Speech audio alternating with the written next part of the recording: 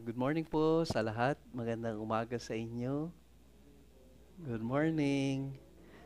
Meron lamang po tayong ilang announcements at saka gusto rin po natin i-welcome ang ating first-timer. Meron po tayong isang first-timer but baka meron lang ho ako ma-miss out din.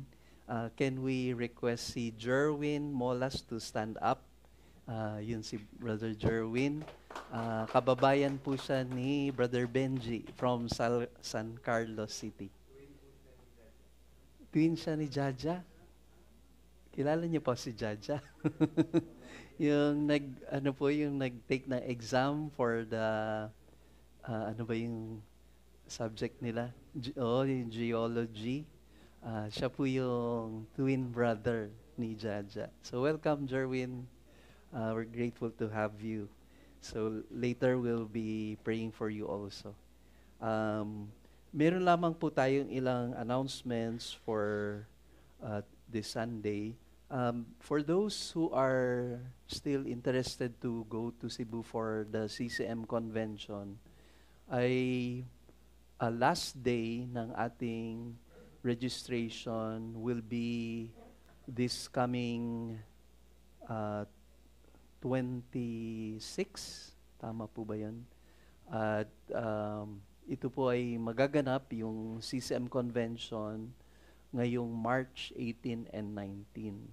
So please pray for our pastors, mga leaders, mga cell servants, lahat po na mga involved po sa church ay magiging kabahagi po nito, even for those who are potential po na mga manggagawa. Kaya I hope you can still consider and pray for this. We also would like to thank the Lord. Kahapon nag-start na po yung ating IBI and we have 31 students na nag-enroll.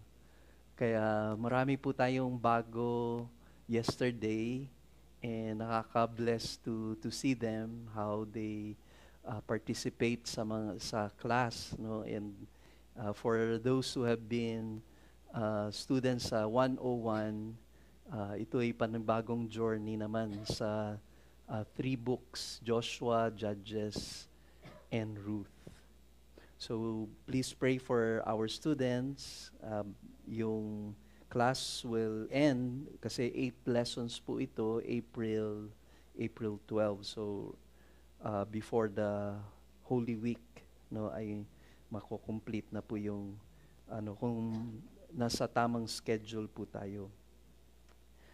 We are also considering to have a membership class.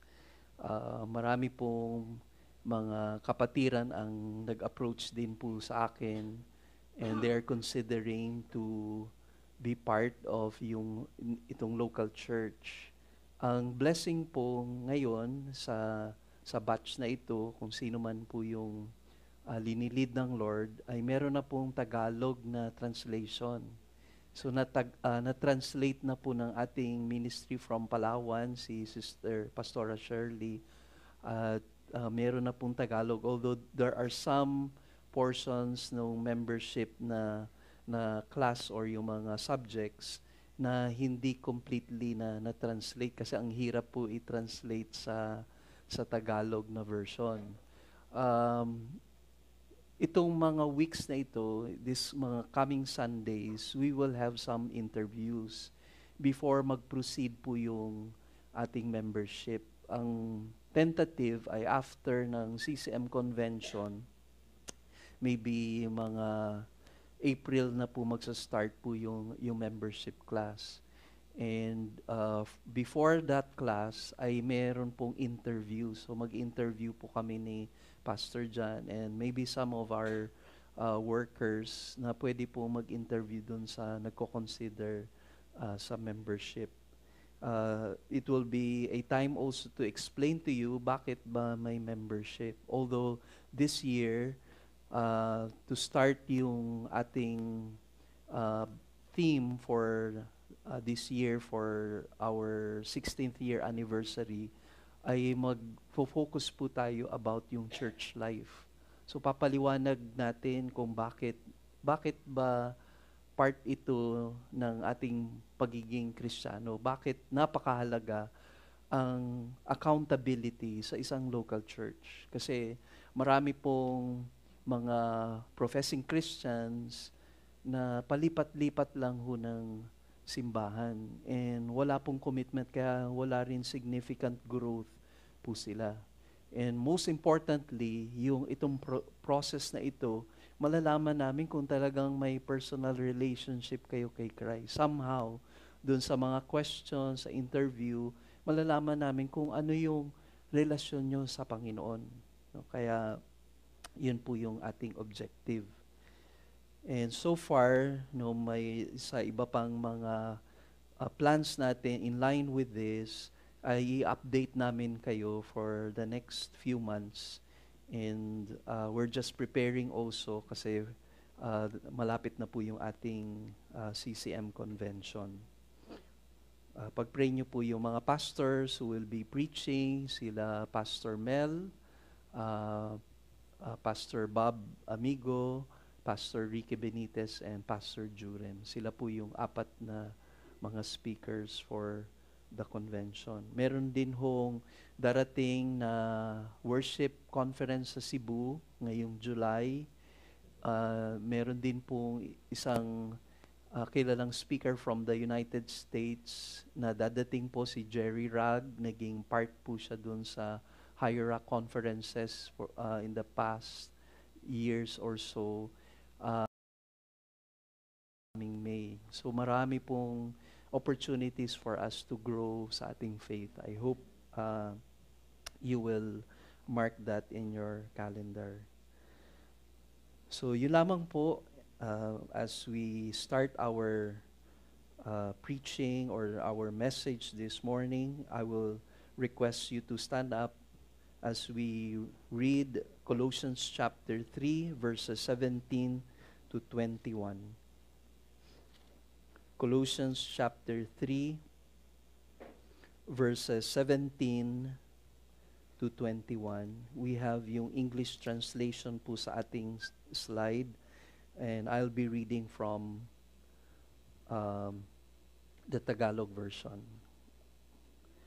Sabi po sa Tagalog version, at anuman ang ginagawa nyo sa salita man o sa gawa, gawin nyo ang lahat bilang mananampalataya sa Panginoong Jesus.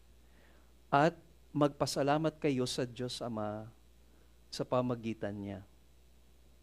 Mga babae, magpasakop kayo sa asawa nyo dahil iyan ang nararapat gawin bilang mananampalataya sa Panginoon. Mga lalaki, mahalin ninyo ang inyong asawa at huwag ninyo silang pagmamalupitan. Mga anak, sundin ninyo ang mga magulang nyo sa lahat ng bagay dahil kalugod-lugod ito sa Panginoon. Mga magulang, huwag kayong gumawa ng anumang bagay na ikasasama ng loob ng mga anak nyo para hindi sila panghinaan ng loob. Thank you, Father. Aming Ama, salamat po sa umagang ito. Patuloy kaming lumalapit ng buong pagkukumbaba. Nagtitiwala lang kami sa iyo na ikaw ang magiging gabay namin. Ikaw ang magiging tagapagturo namin. At lahat ng mga nais mong iparating sa mga puso namin ay tunay na amin itong maunawaan. Hindi lamang ng aming isipan, kundi maunawaan ng aming puso, ang aming kaluluwa, upang maisakatuparan namin lahat ng naaayon sa iyong kalooban. Salamat, Lord, even for Jerwin, whom you have brought this morning, that you will just speak to him in a special way. Lord, cleanse our hearts. Huwag niyo pong hayaan na meron na maging hadlang sa aming paglapit sa iyo. All this we pray in Jesus' precious name. Amen and amen. we may be seated in the presence of God. Ang title po ng ating sermon ngayong umaga is A Well-Pleasing Life to the Lord. A Well-Pleasing Life to the Lord. Kung matatranslate po natin yan sa Tagalog, ang buhay na kalugod-lugod sa Panginoon. O marahil pwede din yung ang buhay na kaaya-aya sa Diyos. Napakagandang pamantayan na pamumuhay. Allow me to share this as an introduction coming from a writer. Sabi niya, faith in Jesus Christ not only changes individuals, it also changes homes. Itong bahagi na ito na pag-aaralan natin, kung mapapansin ninyo, ay nakatuon sa pamilya. Ang tinukoy po dito ay mga family members, no? Husbands and wives, children, and household servants. And it is clear that the believers in Colossae were appealed by the Apostle Paul for them to live pleasing, their lives to live in accordance to the will of God, which is good and well-pleasing before Him. Naalala ko po nung nag-series si Pastor Mel on successful marriage at ito ay ibinahagi niya during yung Sunday service. Hindi ito topic for mga couples, pero siniris niya po ito for ilang consecutive Sundays. Ang ganda po nung introduction niya, no, patungkol po sa marriage. And if you will study carefully, that marriage is the first institution that God has founded on earth. No, ito ay isang institusyon na itinalaga ng Diyos. At kung mapapansin ninyo, ang mundo, ang society ay kontra dito sa in-institute ng Diyos na marriage. Ito ay makikita natin sa Old Testament, no, sa Genesis 2:18 to 25, and ibinahagi muli ng Panginoong Hesus sa New Testament. The husband shall leave his father and mother, shall cleave to his wife, and they shall become one flesh. From yung pinoint out to ni Pastor Mel why it is important to share a series of message on marriage, kasi yung basic unit of the society ay family. No, pamilya po ang basic unit of the society. Kung ano yung epekto sa marriage ay makakaapekto sa mga anak. At kung ano yung magiging epekto nun sa pamilya, it will affect yung community. At kung maapektuhan ng buhay na nakalulugod sa Diyos, ang marriage ay makakaapekto din ito sa nation. Kaya yung sa 1 Timothy chapter 3, merong pamantayan ang scriptures in raising up church leaders. At isa sa pamantayan na yon ay ang elder should manage his household well, because how can he manage the church if he does not know how to manage his household in accordance to the will of God? Paano nga niya ang pamamahalaan o pamumunuan ng isang iglesia kung ang sarili niyang pamilya hindi niya maiayos? Kaya isa ito sa pinakamahalagang pamantayan or characteristic ng isang elder or isang pastor or church leader.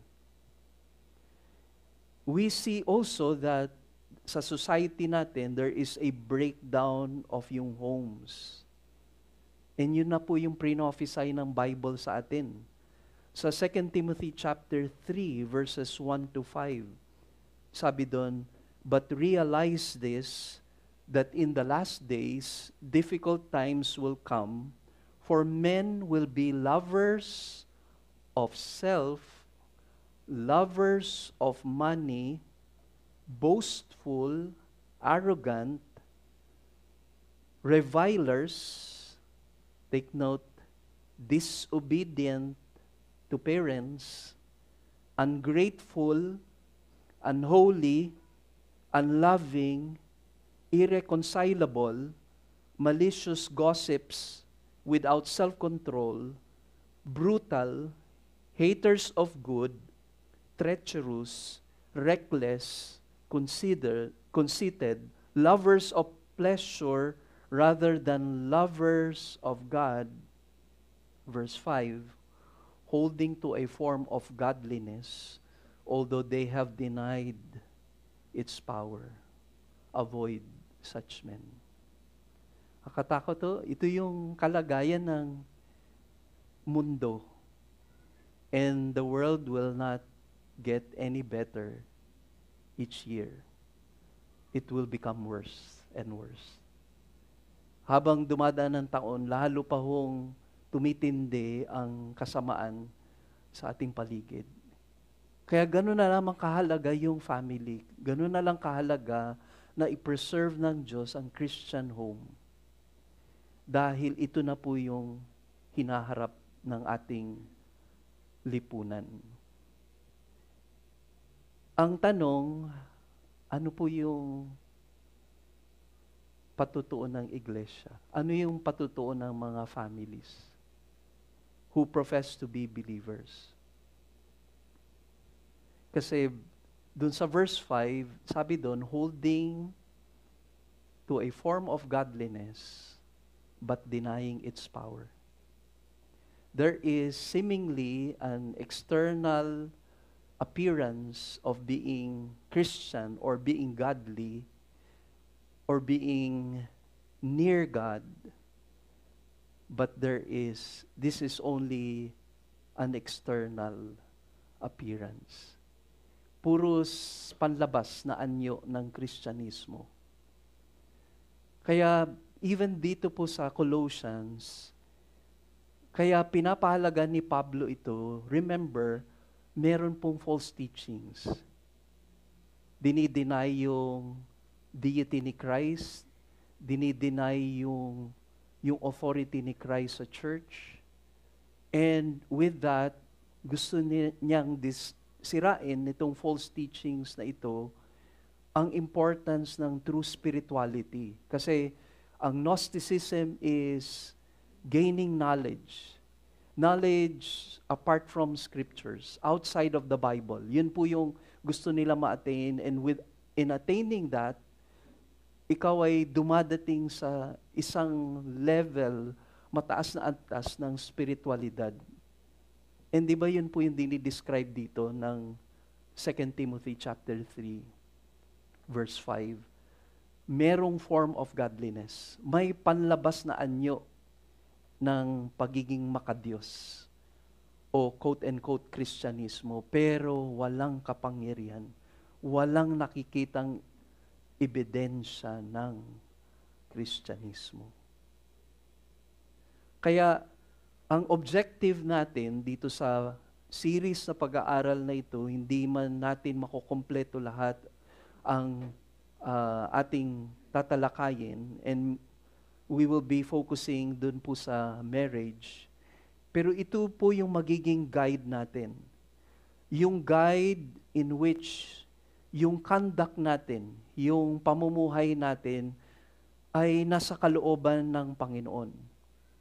And we cannot just say that we have a personal relationship with God unless we understand yung effect ng ating relationship, yung personal relationship natin with our relationship with others. No? Kaya kung naririnig nyo na in the past na merong tinutukoy na vertical relationship, kung ano yung relasyon mo sa Diyos, it will affect your horizontal relationship. Kung ano yung totoong experience mo, encounter mo sa Diyos, dito kahit sa theme natin for this year or last year, Beholding the God of Grace, ito po ba ang na-embrace din ng ating pamumuhay? Kasi yung relationship natin to other people, primarily to our family, ay opportunity to testify of our faith, our Christian faith. Kaya kung meron pong patutuo na yon sa Christian faith natin, na nangyayari po sa tahanan, sigurado, kung tayo'y mabuting patutuo sa ating pamilya, no, hindi imposible na yung nasa paligid mo na apektuhan mo. Kasi genuine eh. Genuine yung nangyayari sa tahanan eh. Kung meron kang dapat malaman sa isang person, alamin mo yung buhay niya sa pamilya niya. Doon mo malalaman ang totoong pagkakakristyano niya sa loob ng kanyang tahanan. Kaya ito yung primary na considerations natin. Yung doctrines, what we learn in church, what we learn in our Bible study, what we learn from the doctrines or teachings of the Bible should affect our relationship with other people. May epekto po ito sa buhay ng iba. Kung ikaw ay namumuhay sa pananampalataya, then merong practical na realidad yan sa day-to-day living mo. And sabi nga ng isang person, perhaps faith's greatest test is found in our relationship within the family circle. That is where it is tested. Hindi ito matetest pagka nandito tayo sa loob ng simbahan o pagtitipon na ito. Madaling magpanggap, madaling makita tayo from the outside. Pero ano tayo pagka nasa prayer closet tayo? Ano tayo dun sa ating mga tahanan? Ano yung buhay natin labas dito po sa itong four corners ng room na ito? So we will discover mga principles found here in the passage that we have read. Titignan natin, i-discover natin yung mga principles na ito from the Bible. And we do it, or we do everything in the name of the Lord. Kaya ko po inumpisan sa 17. Actually, yung section na ito, yung last part, yung verse 17, kasama ho yun dun sa ating section nung inaral natin ang Colossians 3:5 to 17. Maganda ho ito i-take note na isulat to ni John MacArthur. Marahil sa pagsusuri natin dito sa kanyang naisulat, magiging palaisipan ito sa atin para tingnan natin ano ba yung ugat ng problema. Ang sabi niya, the major social problem facing human society is the inability of people to get along with each other. From sibling rivalry among children, to the breakup of marriages, to crimes and battles, all the way to international confrontations between major powers, the problem is the same. Why it exists could be summed up in 3 words: amorality, anonymity, and alienation. Amorality means that man, apart from God, has no absolute moral or ethical standards to regulate his behavior. anonymity because he does not know who he is or why he is here. Finally, people are alienated.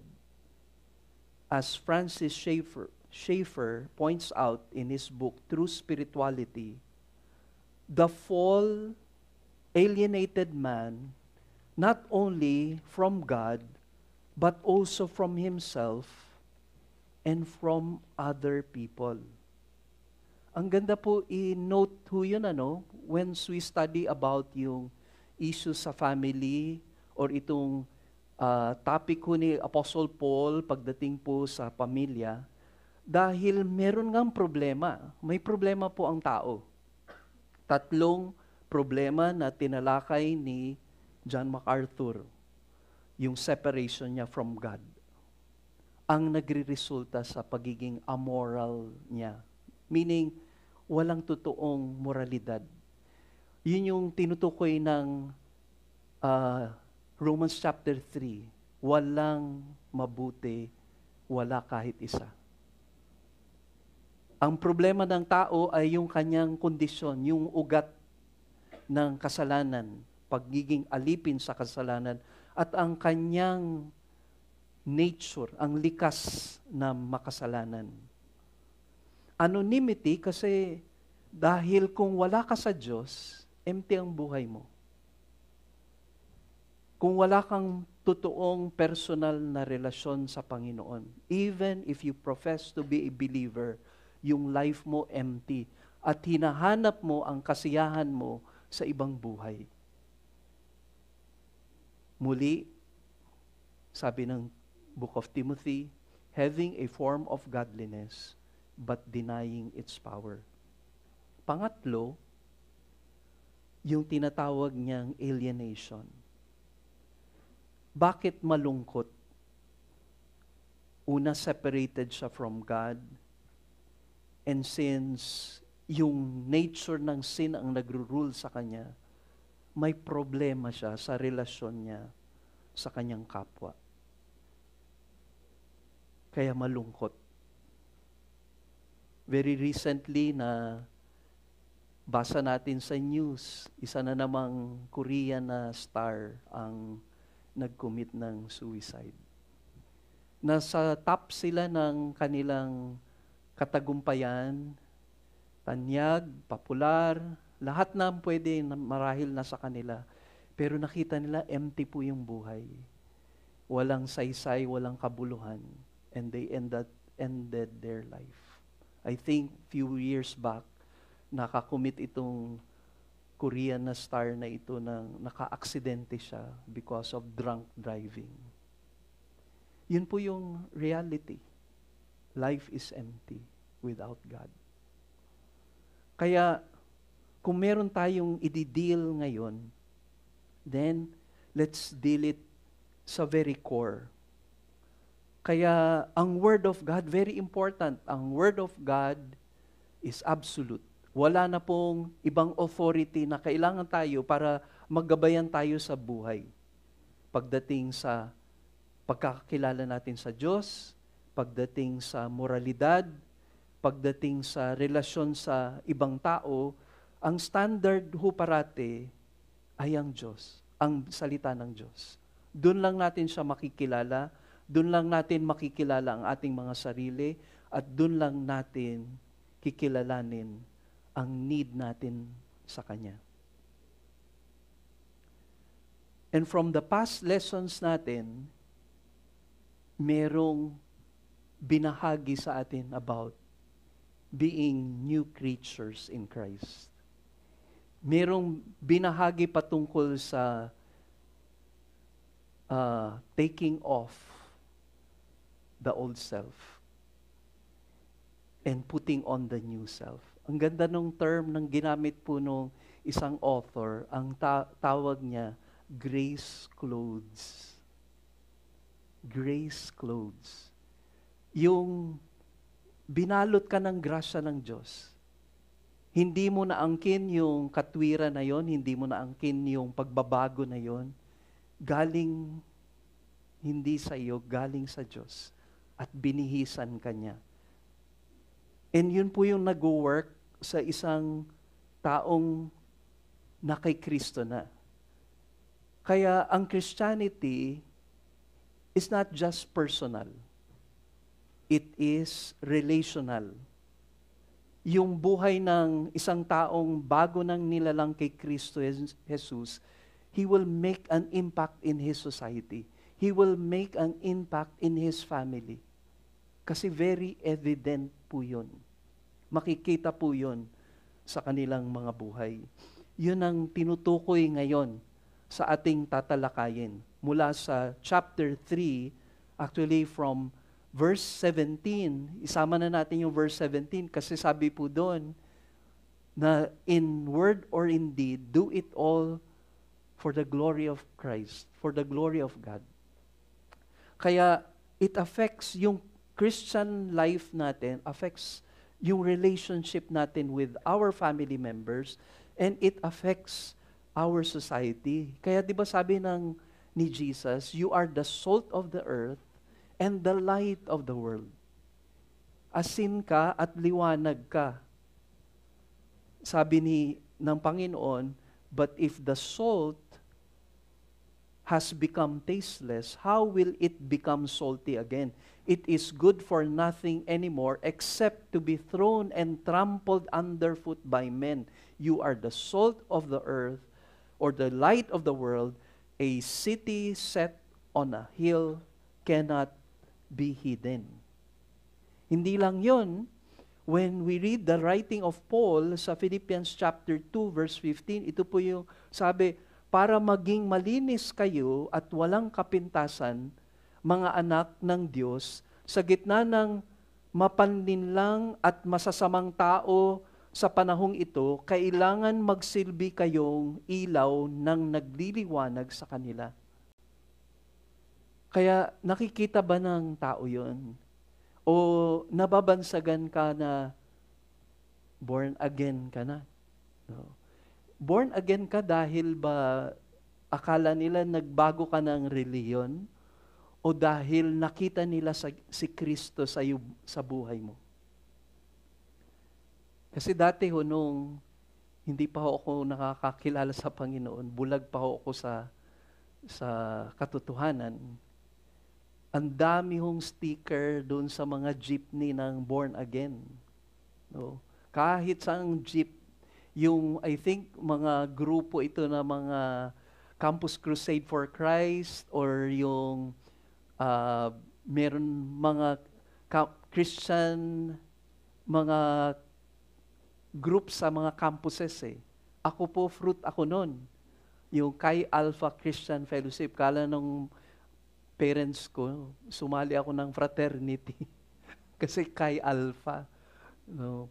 Pero, yun nga, bago ako na lead sa faith kay Christ, ang daming sticker noon. Meron pang teaser na lumabas, I found it.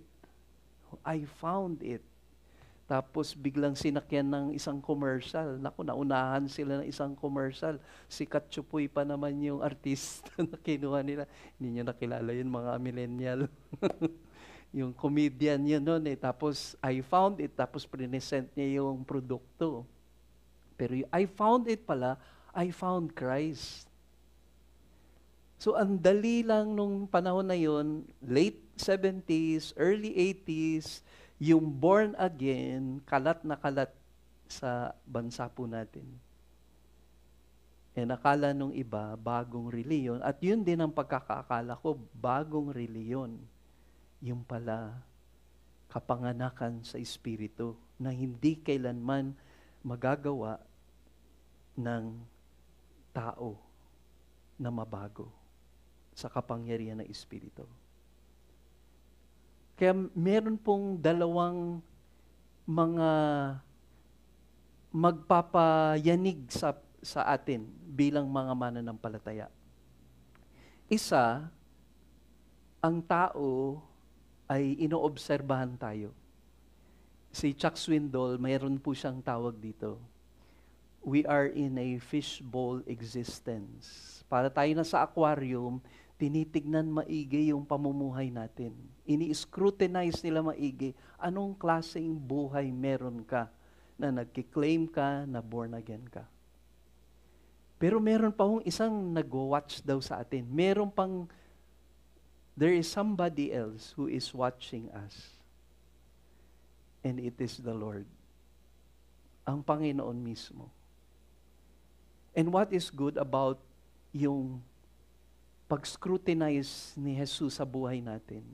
Wala tayong matatago kahit ano pa mang bagay sa harapan niya. Yung pinaka-loob-looban ng kaluluwa natin, kitang-kita ng Panginoon.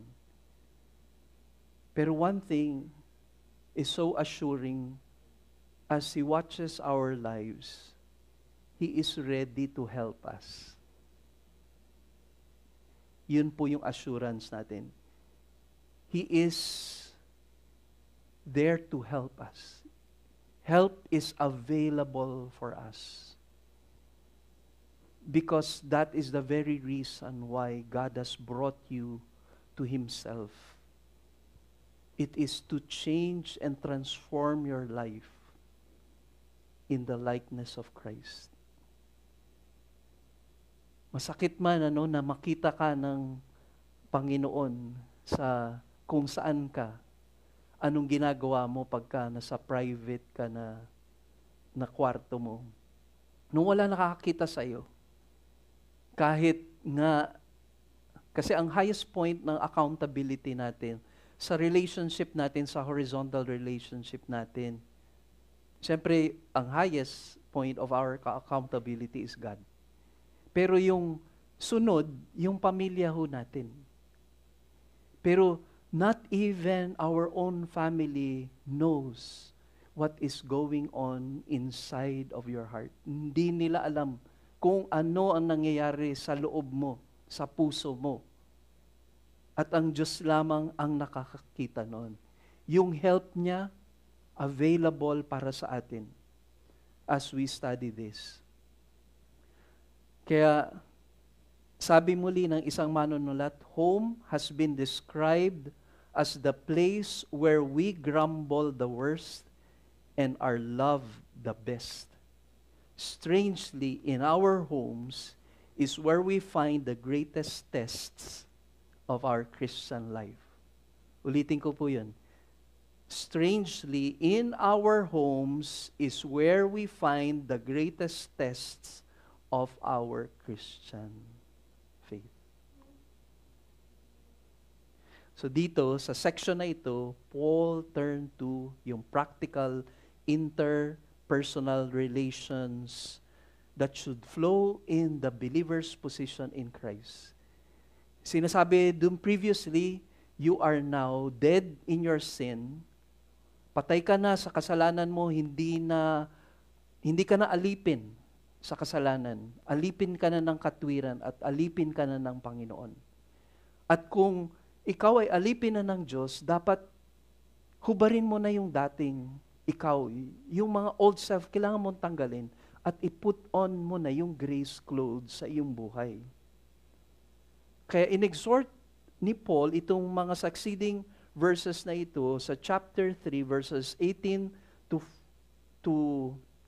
chapter 4 verse 1, in-exhort niya about yung each member in the human family.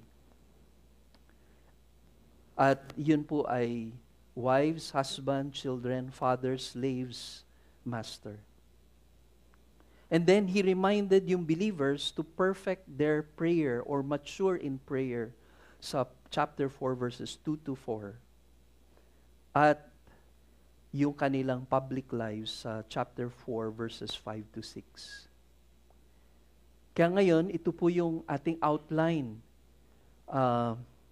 Ito na yung magiging tatalakayin natin for the next few Sundays, pero puntahan po natin itong essential na verses na ating aralin ngayon. Verses 17 to 18. So, dito po sa ating slide ay dalawa lang ang ating points sa ating outline. So, a well-pleasing life, no, in the Lord, in our daily attitude.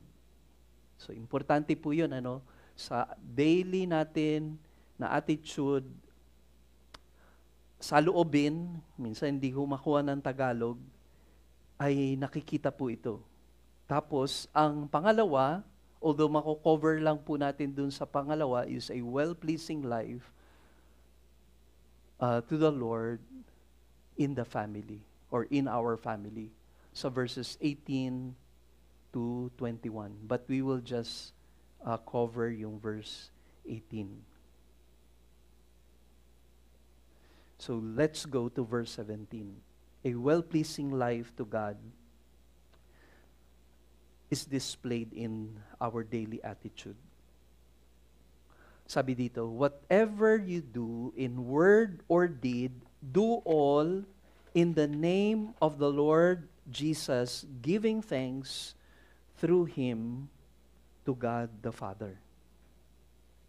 So, he laid down, si Apostle Paul laid down yung basic principle sa Christian life. And the simplest and most basic po na principle in Christian living is to do everything, whether word or deed, in the name of the Lord Jesus Christ. Ibig sabihin, sa maliliit na bagay, sa malalaki na bagay, nagagawa po ba natin yon para sa Panginoon? Kaya, kahit sa mga menial na task, yung mga maliliit na bagay marahil hindi nyo napapansin o hindi nyo pinapahalagan, nagagawa po ba natin yun para sa Panginoon? Ito matagal na po itong illustration. Meron pong Christian na secretary. Pagka nagtitimpla siya ng kape para sa boss niya, pinagpipray niya yung kape. No? Siguro matatawa po kayo doon sa ganun na paraan. No? Pag mag-offer ka ng coffee sa boss mo or sa family member mo, pinagpipray mo ba? Pero alam niyo, sabi yun yung very basic and simple way of honoring the Lord in word or deed, in the small things, and what comes out of your mouth, you do it for God, for the glory of God. Kaya kung pinagsisilbihan niyo yung pamilya niyo, pagising niyo ng umaga, ang sinasabi niya, Lord, maging ano naman to sa aking family members. Maging masaya naman sila sa mga ginagawa ko. And to do that, on everything, in the name of Jesus Christ, is to act consistently with who He is and what He wants. It is also in line with yung prayer, ending the prayer, our prayers in the name of Jesus. Pansin niyo po yan. Bakit kaya when we end yung prayer natin, Lord, we pray this in Jesus' name. Kasi meron pong, hindi lang yun yung parang formula na kinam up lang ng Christian na para lang mag-end sa pangalan ni Jesus. So nagtapos tayo sa panalangin natin sa pangalan ni Jesus. Hindi lamang po yun. You are considering po yung character ni Jesus. You are considering yung will ni Jesus. Kaya when you submit yung prayer mo sa Lord, you are always considering, Lord, this is your character. This is who you are. And whatever I pray, is it in line with your character now that I am a Christian? O yung gusto ko yung makuha ko? Success at all means. No? Kahit anong paraan, basta maging successful, basta maging mayaman, basta maging tanyag, kahit sa anong pamamaraan. Pero kung sinasabi mo, Lord, kahit simple lang na buhay, kahit maliit lang yung sweldo, basta napaparangalan kita sa ginagawa ko.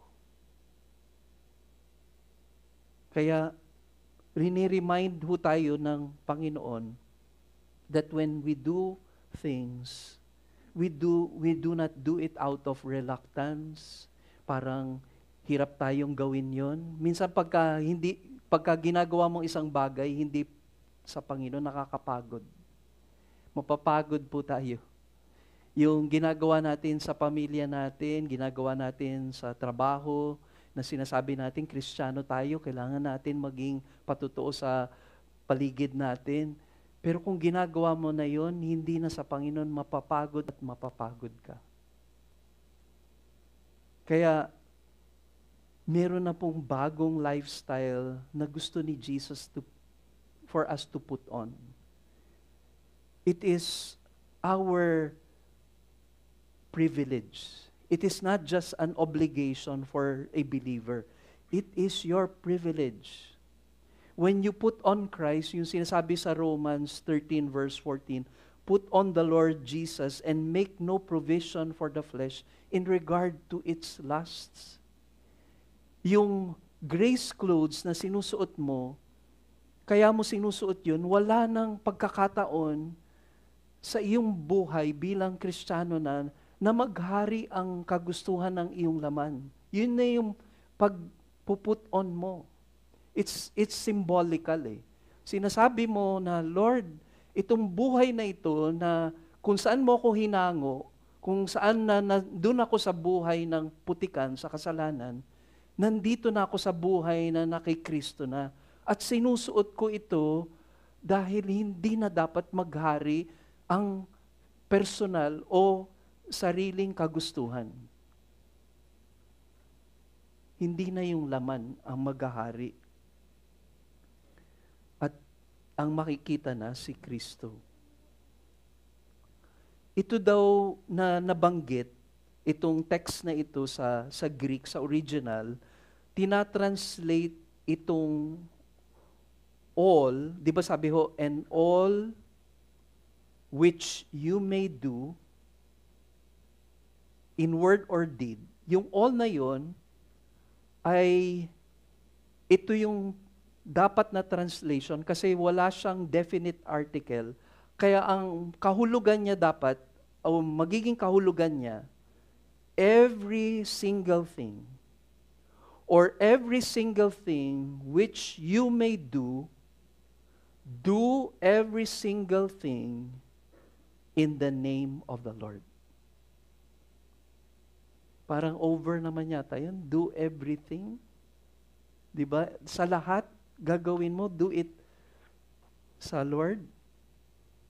Nung pinadala po kami sa Hong Kong, tapos may na-invite po kaming mga sisters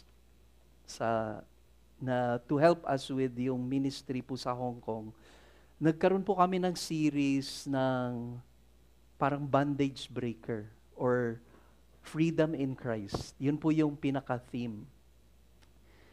And ang ganda lamang po yung testimony ng mga sisters na ito dahil yun yung topic, setting free from yung bandage, kung ano man bandage yun, immoralidad, kung ano, sexual sin, pornography, kasi may issue po sa church noon na homosexual relationship sa iglesia. And yun yung long-standing sin ng church. Kaya, nung pinadala po kami doon, we requested help from our dear sisters. Tapos yun po yung topic, yung we have been set free. The reason why Christ came is to set us free from the bondage of sin. Yun ang dahilan kung bakit tayo malaya na. Malaya na tayo kay Kristo. Hindi na tayo alipin ng laman.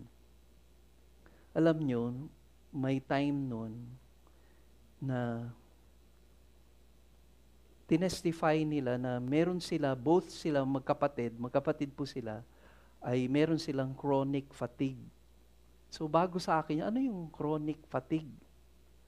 Tapos in-explain nila, yung chronic fatigue daw, hindi nila maintindihan, bigla na lang silang manghihina na to the point na hindi na nila kayang even mag-toothbrush. So the whole time, nakahiga lang sila pag inatake na sila ng chronic fatigue.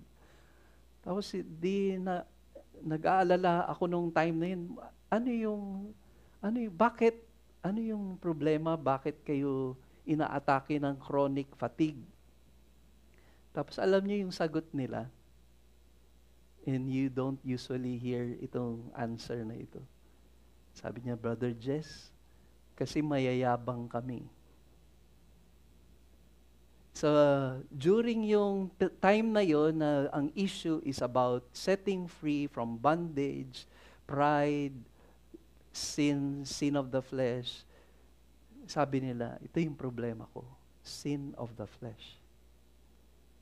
And it was honoring God in word and deed because it was a public confession of what is really wrong with you. It's not easy for us to confess to others that we are proud. It's not easy for us to say, ang problema ko, ako. Problema ko, sarili ko. Problema ko, pride ko.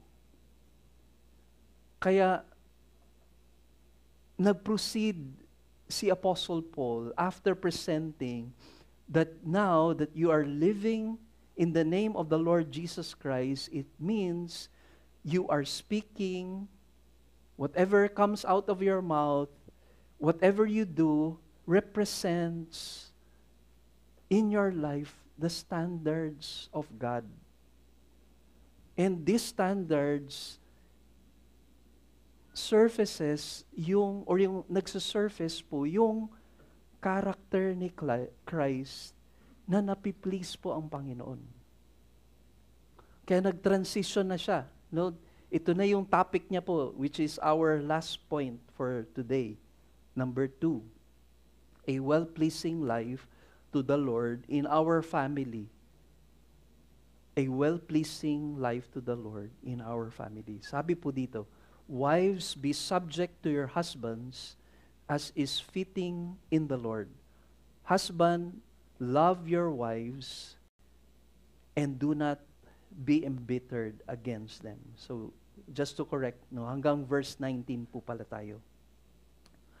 So, dito ho, yung all four cases na tinalakay ni Paul ay wives, husbands, children's, fathers. No.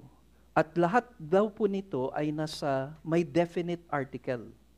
So, the wives, the children, the fathers, naging specific na po siya. Yung isa, encompassing siya. All, in all you do, in word or deed, do it all for the glory of God. Ngayon, he goes into specifics kasi may mga article na. So, the wives, do sa original na Greek, the husbands, the children. So, we go to yung wives. Be subject to your husbands as is fitting in the Lord.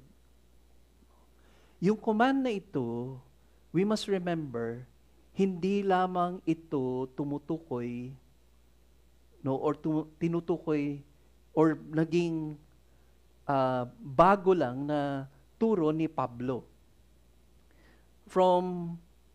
Even from what we have learned kanina, na yung marriage is instituted by God.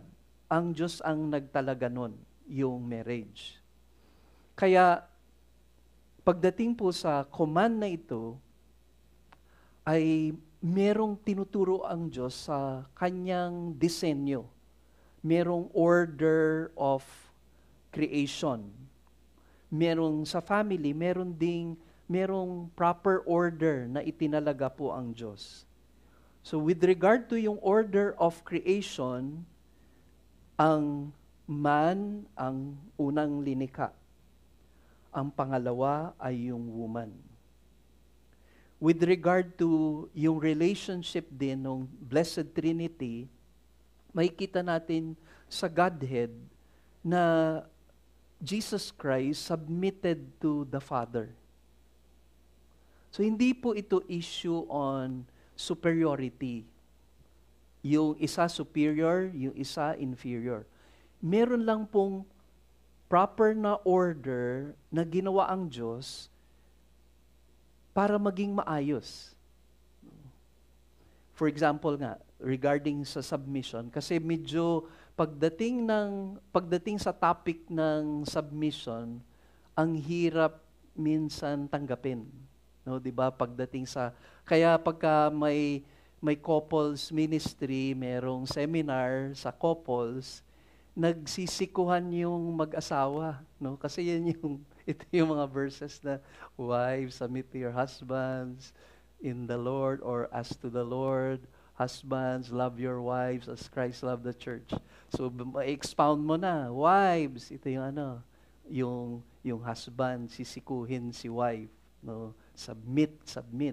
Ang understanding karamihan ay ang submission is for you to be under the authority of another, 'di ba?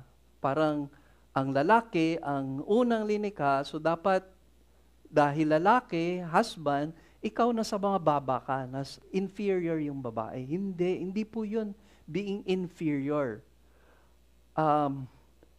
Yun lang po yung order na ginawa ng Diyos sa design niya sa marriage. And siguro, just to take note ito for husband and wives, kasi wala po tayong naging natin sa Valentine's Day. Hindi naman tayo nakikiuso, no? Hindi natin itatapat sa Valentine's Day. No? Pero dahil na-miss natin yung activity na yon, maganda rin maging topic natin ito ngayon, no? For mga singles na naghahanap ng mga lifetime partner or lifetime problem, joke lang, joke. Huwag kayong magalit sa akin. So, tandaan po natin na meron pong, ang ganda for us to understand na when the Apostle Paul taught yung parallel passage sa Ephesians, submit in everything. Kaya yung topic po ni Pastor Mel on submission sa wives, kasi yun yung una naging topic niya, yung series niya, is aggressive submission. Kasi submission in everything eh. Pero huwag kayong may absolute dun, no? Kasi if it is, kasi as to the Lord eh. So ibig sabihin, kung ito'y naaayon sa kalooban ng Lord. Kung against na to, nagko-contradict na sa will ni Lord, dun ka lang hindi magsasubmit. No, yun lang yung absolute doon. No, yung pagka hindi na naayon sa kalooban ng Diyos, yun lang yung time na hindi ka magsasubmit.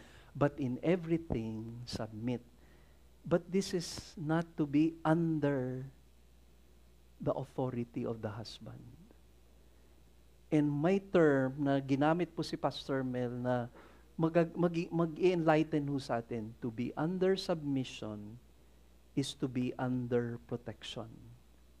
Kasi itong issue on submission, hindi lang ito tungkol sa wives and the husbands. Hindi lang ito for the wives.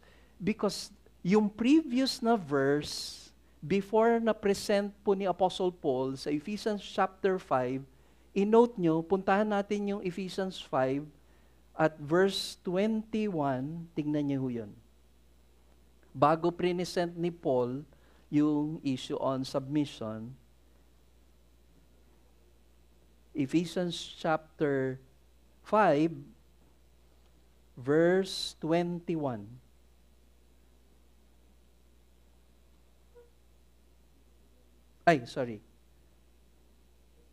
Tama. Verse 21. Tingnan niyo po yun. Sabi dito, bago niya presenta tungkol sa wives, submit to your husband. Verse 21 says, magpasakop kayo sa isa't isa bilang paggalang kay Kristo. Submit to one another out of reverence for Christ. So it is our submission to one another. As believers, is their submission. Kahit even a pastor, dun sa role na ginagampanan niya, yung sa accountability ng pastor, ang highest accountability niya ay sa kanyang Diyos, sumunod yung kanyang pamilya, tapos yung kapatiran sa pananampalataya. Kung meron siyang pagpapasakop, merong pagpapailalim sa mga bagay na dapat ma-correct sa kanya.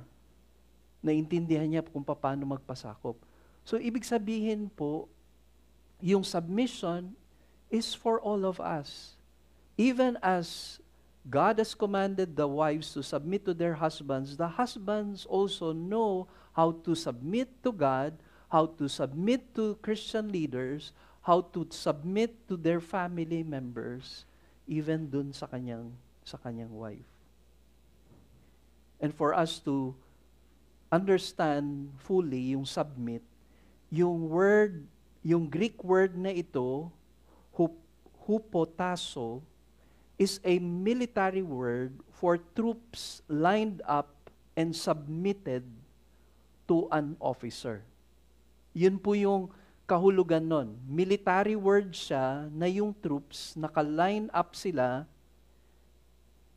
na nagpapasakop sa officer nila sa military. Kaya ito, yung submission ng wife to the husband, hindi ibig sabihin wala nang karapatan po yung wife. Hindi ibig sabihin na siya ay nasa ilalim ng authority ng husband niya na wala na siyang karapatan. It refers to orderliness in the household. It is God's design. It is God's divine arrangement that the husband leads the home. The husband leads the wife. Yun yung headship ng husband ay magre-resulta sa well-ordered na household. And when we talk about yung one flesh relationship, yung husband and wife na iisa, mystical po din yon na truth na sa lahat ng relationships, among human relationships, ang husband and wife lang ang sinabi ng Bible na one flesh. Isa na sila bilang mag-asawa. Hindi ito tinukoy sa parents, sa magulang, kundi sinabi lang ito tungkol sa husband and the wife. And magandang understanding ito. Na if you fulfill your God-given roles, yung one flesh relationship, yung pagiging isa na mag-asawa, ay pagpapalain ng Diyos. Pagpapalain ng Diyos yun. Kasi nasa tamang order, nasa tamang design ng Diyos, na yung role ng husband na fulfill niya, yung role ng wife na fulfill niya. Kaya magkakaroon ng orderliness sa home. Magkakaroon ng harmony. Diba? Kahit sa military, tingnan nyo kung walang proper order sa military, lahat gustong general. Diba? Ano na kaya mangyayari sa military ho natin? No? Gera. Sila mismo magbabarilan sila. Kasi gusto nila pataasan sila. Tingnan nyo yung politika natin. Tingnan niyo po yung nangyayari sa politics natin. Kasi walang pagpapasakop eh. Gusto nung isa, siya yung nakatataas. Nandun na nga siya sa mataas na posisyon, gusto pa niyang taasan pa yung posisyon niya. Eh di ba si Jesus nagkumbaba nga? Yun yung submission ni Jesus to the Father. It doesn't mean that Jesus is inferior to the Father, but because of yung kanyang following the design of the Lord, para isubmit niya yung sarili niya to die for our sins, ito na yung naging resulta, salvation natin. So, sabi doon sa Greek, yung Greek form noon, submit yourselves na nasa reflexive or middle voice, which means she does this of her own accord. The wife submits willingly in the Lord's will. And when she submits to the Lord's will, walang fear. Walang fear in love, in submission to the husband, because this is the will of the Lord. Recently po, di ba si Pastor Mel at saka si Sister Marie ay 40th wedding anniversary nila. Tapos nagkaroon po sila ng renewal of vows. And nagpapasalamat po ako sa Panginoon, nakarating po ako sa kanilang anniversary. Kasi nakita ko yung perfect harmony. Hindi po perfect yung marriage, wala pong perfect na marriage. Pero kung paano nagiging harmonious kasi finu-fulfill yung God-given roles. Merong pagfulfill ni Pastor Mel as the head of the home, as a husband to Sister Marie, and as a father to their children. Tapos Sister Marie fulfilling her God-given role as a wife, submitting to Pastor Mel. Alam nyo, yung mga anak mismo nag-testify. During the wedding ceremony, ang nag-officiate yung dalawang anak po nila, Pastor TJ and Pastor AJ. And it is a sight to behold, to hear all those testimonies because they see yung family nila, nakita nila yung parents nila, how they honored God and how they honored the calling of God sa kanilang marriage. Yung marriage ng kanilang magulang. Yung anak na mismo nagpapatuto. And ang hirap nun, di ba? Kung hindi totoo yun, nandun ka sa harap na walang, hindi naman totoo. Yung pagiging pastor lang nila mismo, ang naging patutuo ng kapangyarihan, ng patutuo ng kanilang mga magulang, kung paano nila sinunod yung footsteps ng kanilang magulang. Nagsiserve po yung kanilang mga anak sa Panginoon. Kaya, sabi ho di ba sabi ni Apostle Paul, as it is fitting in the Lord. So, we have yung moral limits to this submission. Kasi if it is against the will of God, that's the time na hindi ka magsasubmit. Kasi it is against God's will. Kung sinabi ng husband, huwag ka na mag-attend ng service. Iwanan mo na yung pagiging Christian mo. No? Pamilya, ako o Diyos mo? Yan, dun lang yung time na hindi ka magsasubmit. And we have to understand, yung headship ng husband is not dictatorship or lordship. It is a loving leadership. Yung pamumuno na puno ng pagmamahal, yun po yung tinuturo ng Bible.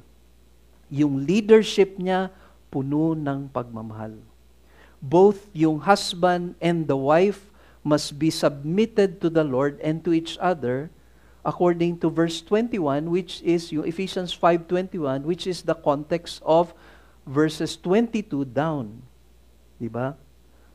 Kaya sa Ephesians 20 to 21, ito muli, basahin ko sa inyo.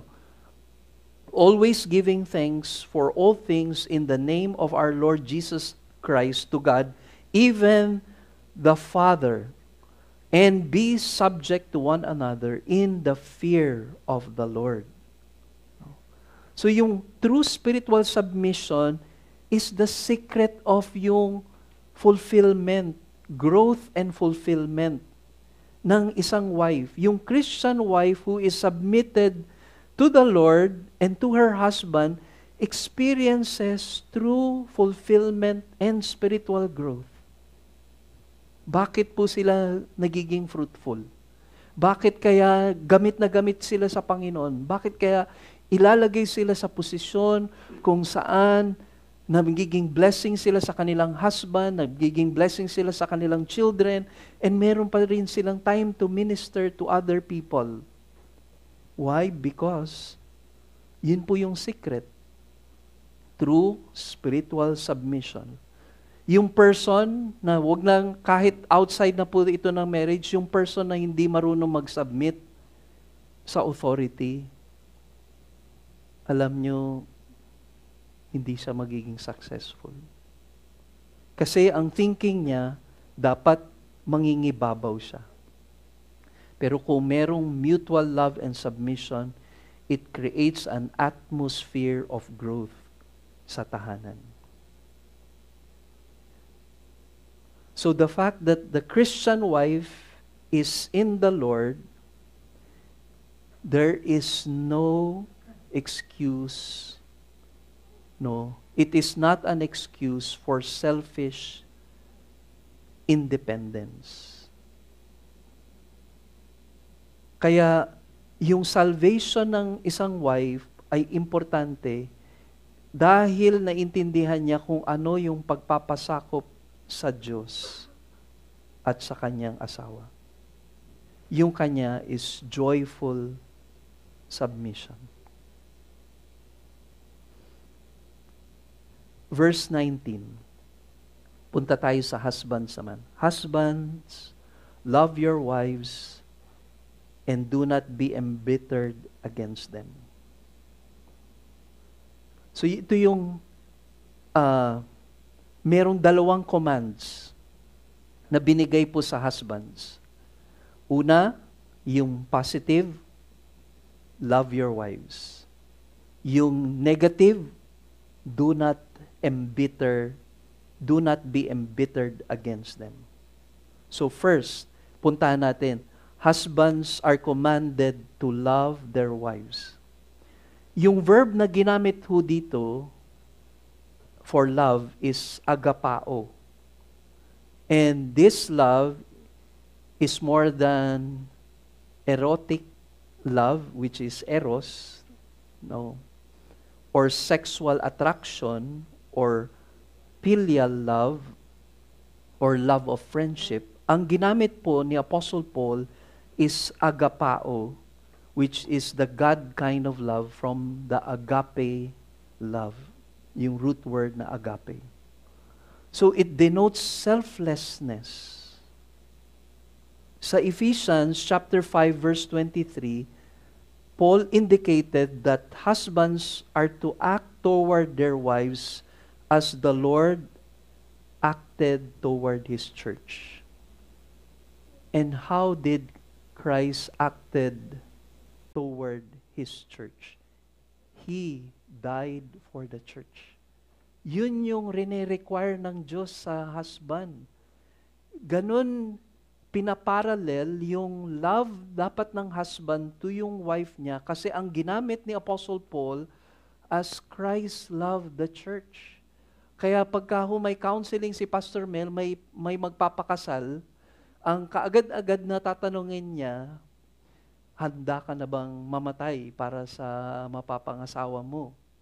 And minsan nabibigla po yung kina-counselan na lalaki kasi parang hindi makasagot. Hindi makasagot na, oo, pastor. Talagang it takes time bago niya maisip talaga na handa nga ba akong mamatay sa mapapangasawa ko.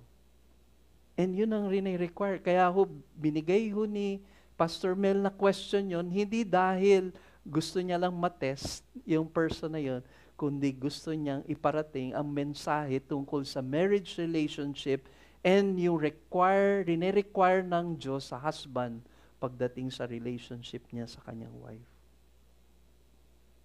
So yung husband, hindi tyrant, hindi authoritarian, hindi po siya dictator, dahil siya ay rine-require ng Lord to protect, to love yung kanyang wife.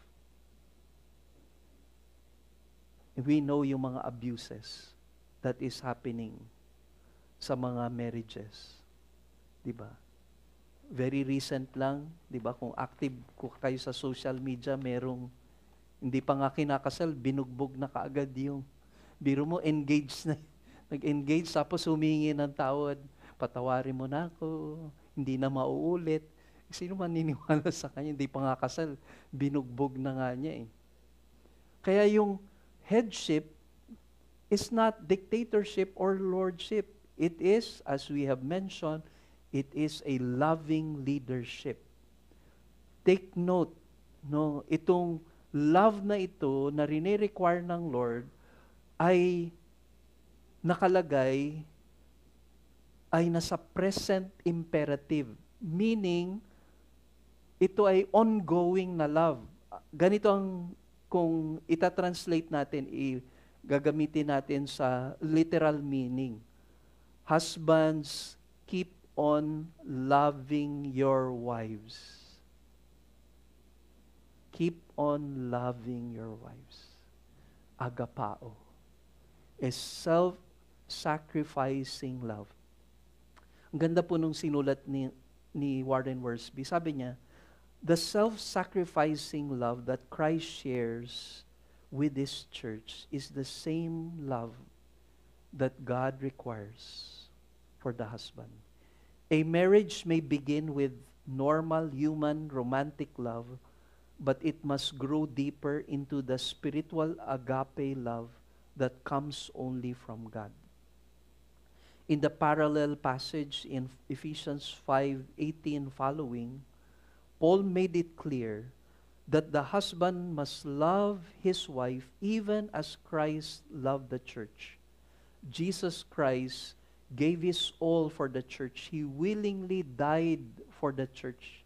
Hindi ito reluctant to si Jesus when He went to the cross. He willingly submitted Himself to fulfill the will of the Father. He gave His whole life. That is the kind of love God requires for the husband to his wife. It is not just with words. It is not just with their gifts. It is their sacrifice for the husband, for the welfare of the wife, rather. Sa ikabubuti ng wife niya, willing ka na hindi na yung kasiyahan mo ang importante yung kasiyahan ng partner mo. Kasi yun ang parati, di ba? Ayun ang pagka sa relationship, yun ang parating sinasabi. Kung mahal mo ko, patunayan mo. Labo ng Valentine's Day. Patunayan mo, ikaw yung nagte-take advantage. Di ba kung totoong love yun, hindi ka magte-take advantage kasi ano ba yung what is good and what will be the welfare of the other person? You don't take advantage of that. Kaya alam nyo, minsan when may nagsumbong sa akin na kapatid nung brother na nagsasama yung kapatid niya at saka yung babae, hindi pa kasal. So, ang ginawa ko, siyempre, responsibility ko po yun. Kinausap ko yung lalaki, tapos sabi ko, ito yung inopen up sa akin ng sister mo. Tapos alam niyo yung sabi sa akin, Brother Jess, wag mo akong pakialaman. Parang gano'n na, wag mo akong pakialaman. Tapos sinasabi niya, wala naman nangyayari. Wala nangyayari, magkasama kayo sa kwarto. Sinong linuloko mo? I was not born yesterday. Sino linuloko mo? Nandun kayo sa kwarto, kayo lang dalawa, tapos wala. I doubt it. Kaya, minsan, ang hirap nung iba when we deal with with the issue. Kung love mo yung person, ang concern mo yung purity ng person na yun. Yun yung essence ng love. Yung purity, yung sanctity ng marriage relationship. Yung negative nito, yung warning ni Apostle Paul, do not be embittered against them. At yung meaning no, literally, stop being bitter. It is another present imperative, meaning ito ay dapat ongoing, strong negative. May particle na me, no, sa Greek na inad. So parang no, not. So bitter translate pikraino, a word that means harsh sa NIV or suggests an irritable attitude. An irritable attitude. You stop that being harsh and irritable toward your wife. No, parang tapusin mo na, itigil mo na yan. Huwag nang magpatuloy yan. Kayong husband, they must be careful not to harbor ill will toward their wives. Do not allow yung root of bitterness in the home. Why? Because it can poison the marriage relationship. Kaya may warning po ang Ephesians chapter 4:31. Do not allow yung foothold ng enemy. No, take heed. Yung foothold, meron pong puwang sa relasyon ng mag-asawa at yung bitterness ang nagiging puwang kung saan nagkakaroon po ng conflict. Kaya sabi po doon, yung among yung mga Christian husband sa kanilang wife, there should be openness. Kasi sabi sa Ephesians 4:15, dun sa context niya, speaking the truth in love. Tapos another way to solve this, and ito yung we tried to follow, kami ni Sister Maris na principle, let not the sun go down upon your anger. Very wise principle yan. Huwag mo nang pahabain yung conflict na yon, i-deal na kaagad kung ano yung issue. And parating sinasabi ni Sister Marie sa akin noon na gusto niyang pag-usapan kasi gusto niya na i-leave behind na yon and dapat na pag-usapan.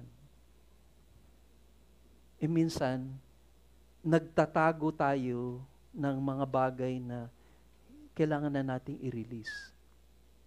Kaya walang forgiveness, kaya po walang healing, walang harmony sa relationship ng mag-asawa kasi merong root of bitterness.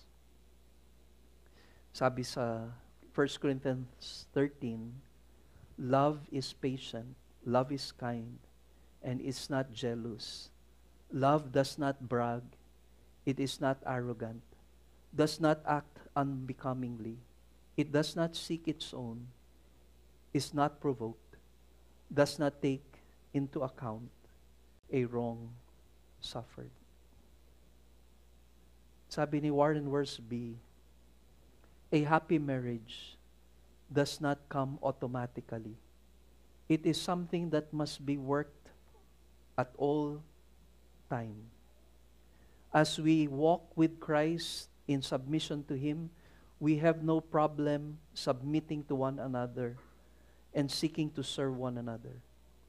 But where there is selfishness, there will be conflict and division. If there is bitterness in the heart, there will eventually be trouble in the home. So ano po yung take away po natin ngayong araw na ito sa ating lesson? Ano magiging susi sa lahat ng ito? Paano yung tinutukoy about yung love and submission? Sabi ng Bible, it is from the Lord. We cannot do this on our own. Kaya magandang paalala yung grace clothes. Magandang paalala sa mga Kristiyano na dinescribe na sa atin previously dun sa chapter 3 verses 5 to 14 kung ano ka na kay Kristo. Yung position mo na kay Christ. And pag tinutukoy mo yung denying of self, dying to the self, alam nyo, nag-a-apply yan primarily sa home. Kasi yung denying of self, siguro madali na lang pakitang tao sa labas na siya yung gustong manguna, o sige, bahala siya. Pero sa home, dun talaga magiging evident yung denying of self. Kasi ang isipin mo, what will be the good of the other person? Ano ba yung ikabubuti niya? Hindi na yung ikabubuti mo. Hindi na yung nararamdaman mo, hindi na importante yung pleasure mo or yung iyong comfort. Hindi na eh. You think about yung other person. Ano yung makakabuti sa kanya? Ano yung makakatulong sa kanya? Discipleship is taking place sa home, first and foremost. Kasi yun po yung totoong denial of self. You think about the other person. Suotin natin yung grace clothes na yun.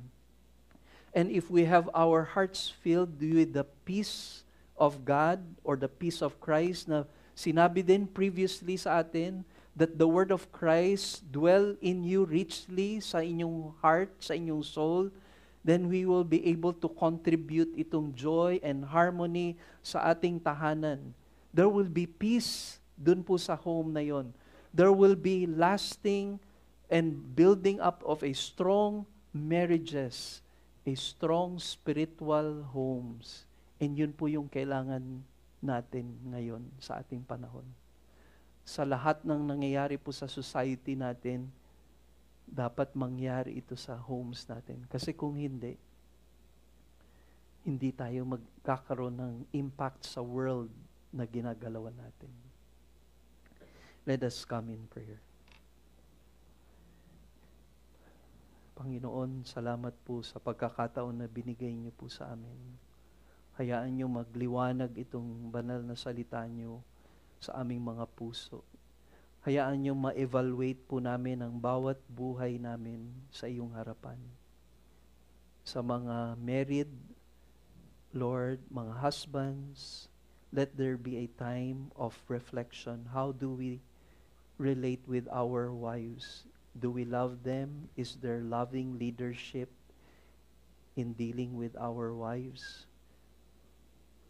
And not embittering them?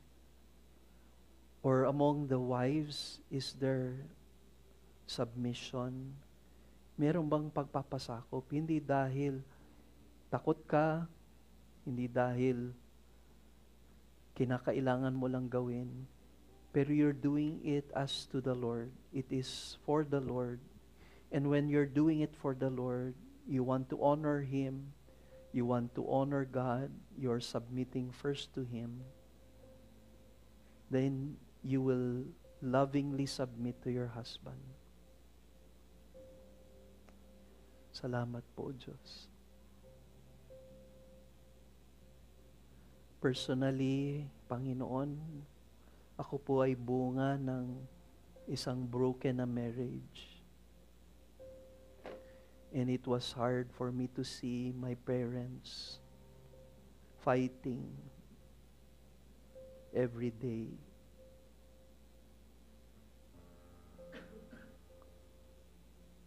Until the time when you found me. And it changed everything.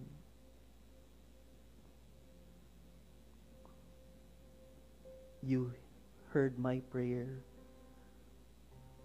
to restore the relationship of my parents. And it was so beautiful to see how you have restored their marriage. Sa human point of view, parang ang hirap. Kasi puno ng pride, both sila. Pero nung nagpasakop sila kay Jesus, bilang Panginoon at tagapagligtas ng buhay nila, rinestore niyo po yung relationship nila. Kahit may edad na sila, Panginoon. And ang daming mga marriages na yun po yung naging testimony nila sa aming mga buhay. People who are close to us, we saw how you moved and touched lives. How they honored the Word of God. Hindi man perfect yung relationship, Panginoon, pero merong pagpapakumbaba, merong pagpapasakop, merong pagkilala na ang old self kailangan mamatay na. Dead na yung old self and there is a new man, a new self. At yun na po ang dapat mag-rule. At nung binibihis nila sa buhay nila every day yung grace clothes na yon to put on the new self. Lord, merong forgiveness na nangyayari. Patawaran sa isa't isa. Pag-amin ng kanilang pride, pag-amin sa kanilang pagkakamali na mahirap gawin. And yun po nagre-resulta sa harmony, fruitfulness sa home, nagiging healthy yung relationship, yung mga anak na apektuhan sa nakikita nila sa kanilang magulang. Panginoon, kung meron pong mga marriages ngayon dito sa lugar na ito, na kailangan po ng healing mo, ikaw ang may kapangyarihan. It is the work of God. It is the power of God that will heal relationships, that will restore yung mga broken relationship. You are in the business of changing lives. The power of the gospel of Christ, Panginoon. Ito po mangyari ngayon. Kahit hindi man married, Lord, mga singles, individuals, na kailangan ng restoration sa iyo unang-una, reconciliation sa iyo, maganap po ito dito sa kwarto na ito. Because you desire us to be restored back to you, Panginoon. Salamat na ang marriage ay kinakarakterize yung love ni Christ for the church. And when we see marriages, Lord, it is the picture of the love of Christ for His church. Christ died for the church. He purified the church. He sanctified the church. He bought the church by His precious blood. And when He was raised from the dead, you have raised your people into a new life. And the church, the body of Christ, ay pine-preserve mo in its purity. And Lord, there will come a time you will present us to the Father, pure and holy, because you have clothed us with the righteousness of Christ. Thank you for these grace clothes that you keep on clothing us. Father, as we commit to you the rest of our time, we submit everything to you. Kung ano man yung mga concerns ng bawat isa, individuals, mga couples, business, school, Lord, we all commit this before you. Ikaw lang nakakaalam ng pinagdadaanan ng bawat isa at ikaw din ang may kapangyarihan na i-deliver sila from these troubles, O God, and trials. We pray for our brethren who are undergoing mga health and medical procedure.